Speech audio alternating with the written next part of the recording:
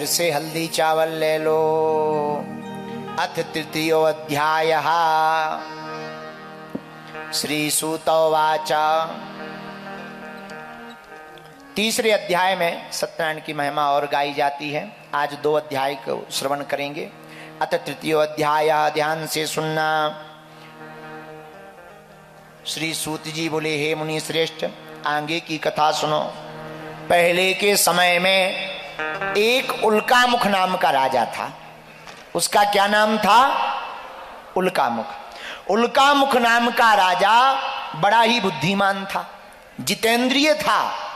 बुद्धि तो तेज थी ही, इंद्रियों भी उसने जीत रखी थी, इसलिए जितेंद्रिय था। सदा सत्य बोलने वाला था, बुद्धिमान था।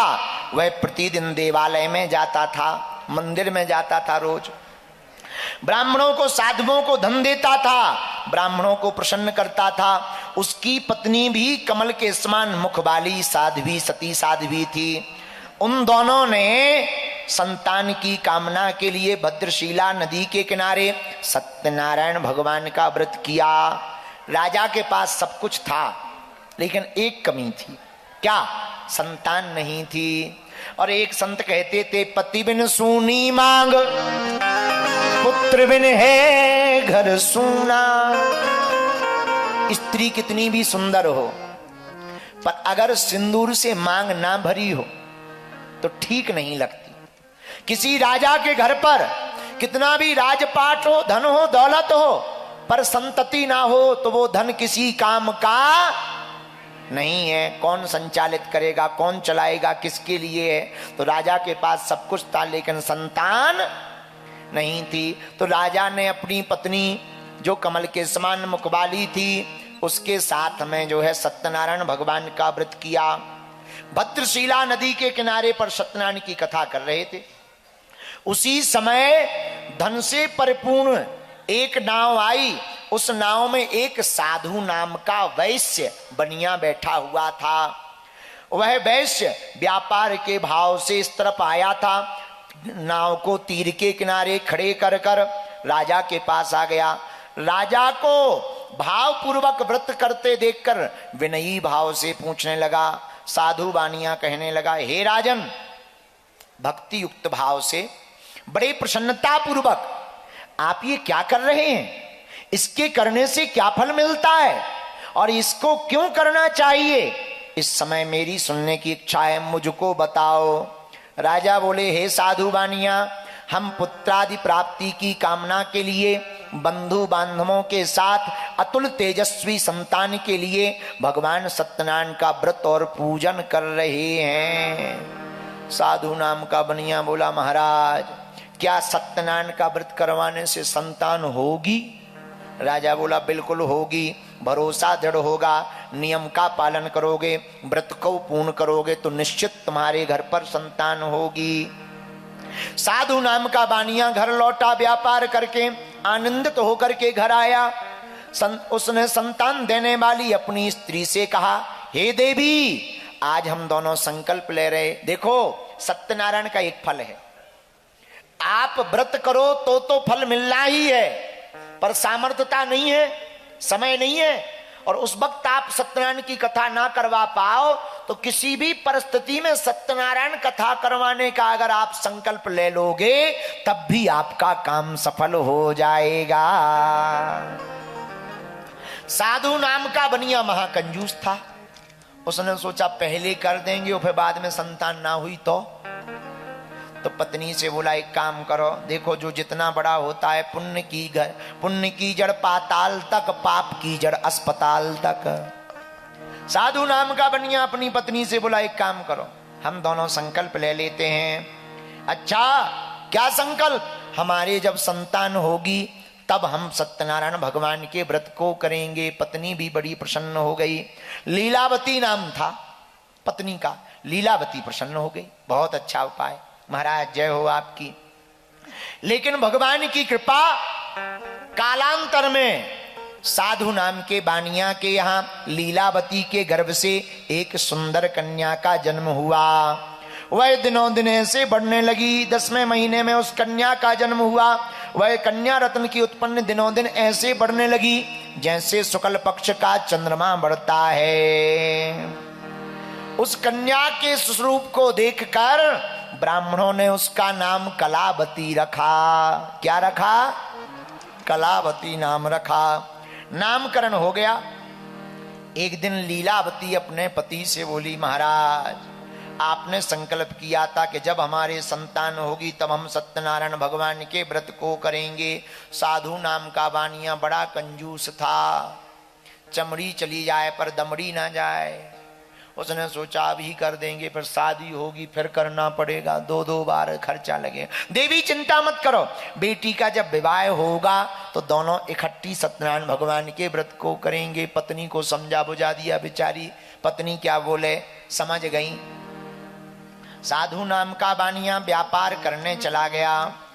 जब व्यापार करने चला गया कुछ दिनों बाद वापस आया। दृष्टवा तु सुंदरम बालम वाणिक्य पुत्रम गुणान्वितम। जब वापस आया उसने अपनी कन्या को खेलते हुए देखा। विवाहार्थम च कन्याया वरम श्रेष्ठम विचारय। कन्या को विवाह योग देखकर मन में सोचा बेटी का विवाह कर देना चाहिए। दूतों को बुलाया, इधर आओ, हमारी बेटी के लिए कोई सुंदर वर देख कर के लाओ। दूत गए, एक सुंदर व्यापारी के बालक को देखकर महाराज के पास आकर, साधु नाम के बानिया के पास आकर खबर की। साधु नाम के बानिया ने उस सुयोग वर को देख करके दृष्टवा तु सुंदरम बालम वाणिक्य पुत्रम गुणान्वितम, तुरंत अपनी बेटी कलावती का विवाह कर दिया। विवाह के बाद भगवान की कथा को भूल गया। पहले ही नहीं की, ऊपर से विवाह की भाग दौड़ में भूल गया। जब भूल गया तो दामाद को घर पे ही रख लिया। बेटा यहीं रहो, हमारे पास तो बेटी भर है, यहीं व्यापार करो, हमारा काम देखो। कुछ दिनों के लिए दामाद के साथ वह चतुर साधु बानिया दामाद को लेकर व्यापार करने समुद्र के किनारे एक रतनपुर नामक नगर में गया। दामाद भी बड़ा आदमी, साधु नाम का बानिया भी बड़ा आदमी, दोनों राजा चंद्रकेतु के नगर में व्यापार करने लगे। भगवान ने सोचा बड़ा कंजूस है, पहले कह रहा था कि बेटी हो जाएगी तो फिर सत्यनारायण करवाएंगे, बेटी हो गई तो फिर कह रहा था कि जब विवाह हो जाएगा तब करवाएंगे, अब शादी हो गई फिर तो वही हाल है, फिर कहेगा नाती पोता और हो जाए फिर करवाएंगे, नाती पोता हो जाएंगे फिर कहेगा महाराज इनकी शादी और हो जाए। इसका मतलब ये करवाएगा ही नहीं, तो ये तो थोड़ा सा मजा चखा देना चाहिए। भगवान ने ऐसा सोचा, थोड़ी सी मिर्ची खिला दे। क्या करें, राजा चंद्रकेतु के नगर में जब वह बानिया व्यापार करने लगा भगवान रुष्ट हो गए। उसकी प्रतिज्ञा को भ्रष्ट देखकर, देखो ये बात सावधानी की है, या तो प्रतिज्ञा करो मत, और करो तो पूरी करो, नहीं तो करो मत। या तो संकल्प लो मत, लो तो पूरा करो। उसकी भ्रष्ट प्रतिज्ञा को देखकर भगवान ने श्राप दे दिया, जाओ तुम्हें महादारुण दुख कठिन दुख प्राप्त होगा। साधु नाम के बानिया को कुछ पता नहीं लगा। कई लोगों का ऐसे ही हाल होता है, उन्हें लगता है भगवान है ही नहीं है, करते जाओ पाप, कहां देख रहा है। हाँ, लेकिन जब भगवान की मार घलती है तब फिर ठिकाने लग जाता, फिर जय बजरंगबली करता, भैया कोई बताओ महात्मा जी अच्छे हों, अर्जी लगानी है।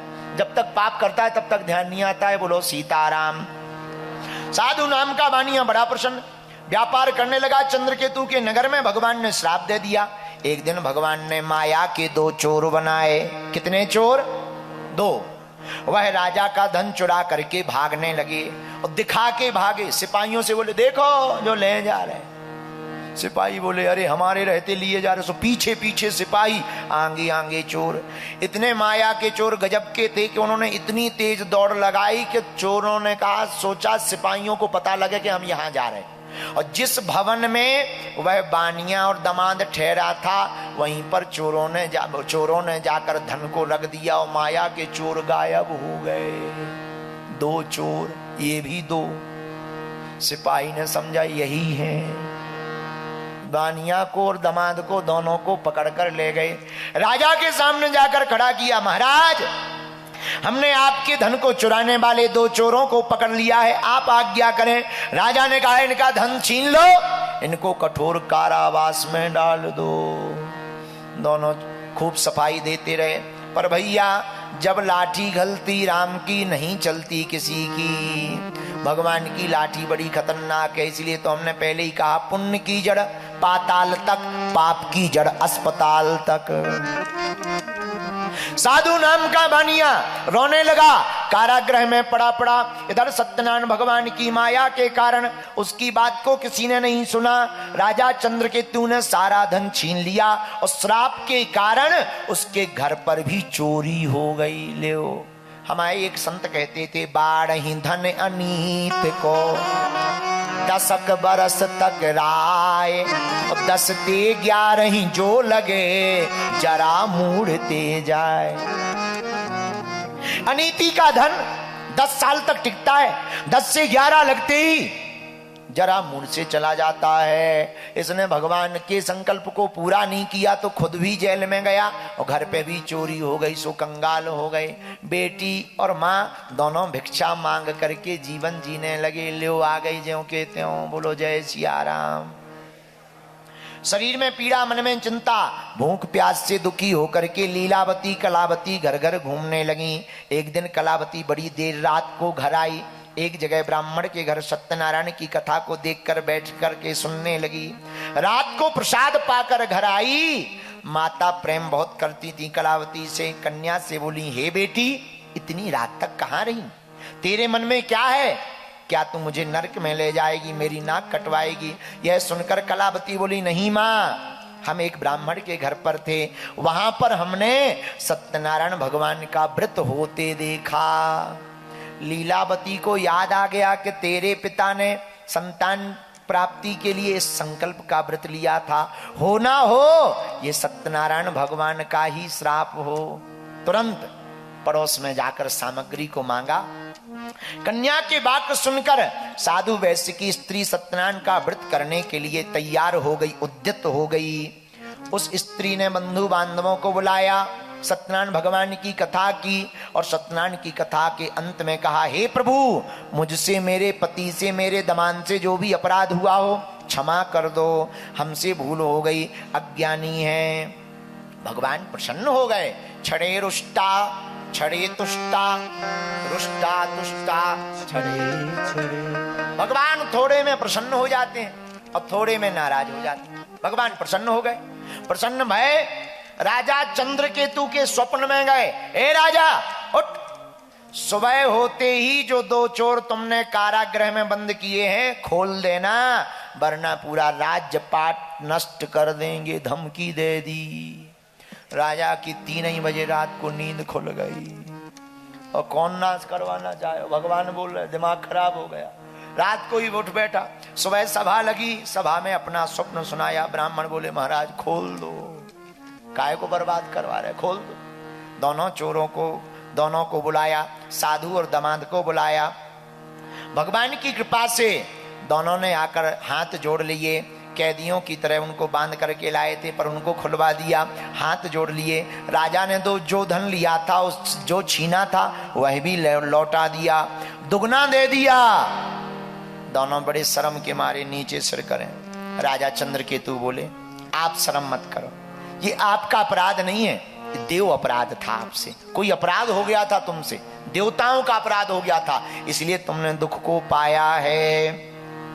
दोनों वैश्य राजा चंद्रकेतु को नमस्कार करके कुछ नहीं बोल पाए। दुगना धन ले लिया।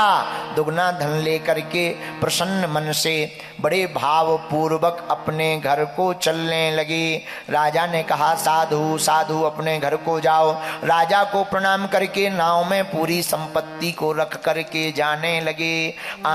इति श्री स्कंद पुराणे रेवा खंडे सत्यनारायण व्रत कथायामो 3य अध्याय समाप्ता। बोलो वृंदावन बिहारी लाल की जय हो, सत्यनारायण भगवान की जय हो।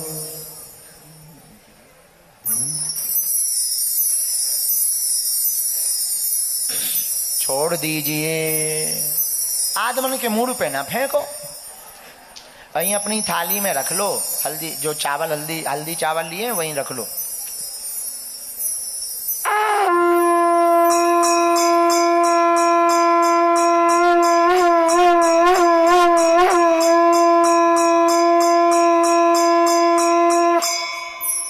बोलो सत्यनारायण भगवान की जय हो।